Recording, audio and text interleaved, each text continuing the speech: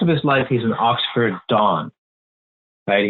He's one of these sort of like bachelor types at Magdalen College, and he meets in tutorials with individual students and helps them write research papers. And he gives big, giant lectures on, as I jokingly call it in the book, on scintillating titles like a prolegomenon to medieval studies or something like that, right? And so he's very much concerned with the technical details. He's read almost everything.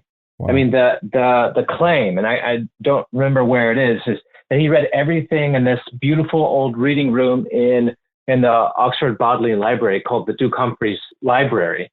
And I don't know how many books there are in there, but I don't know, maybe like three or 4,000. But he's absolutely voracious, but he's concerned with the details. He's concerned with sound laws. He's concerned with the great vowel shift.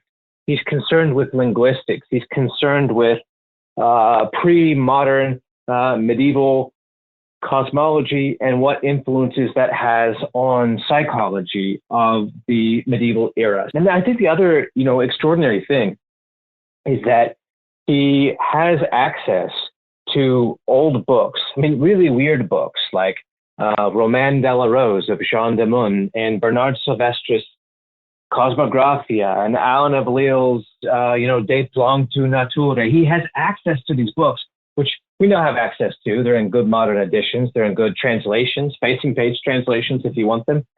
But Lewis was sitting around reading all this stuff either in old 19th century editions, pre-translated, or in some cases, maybe even manuscripts. And so his access to stuff, he's incredibly concerned with the daily details of these texts.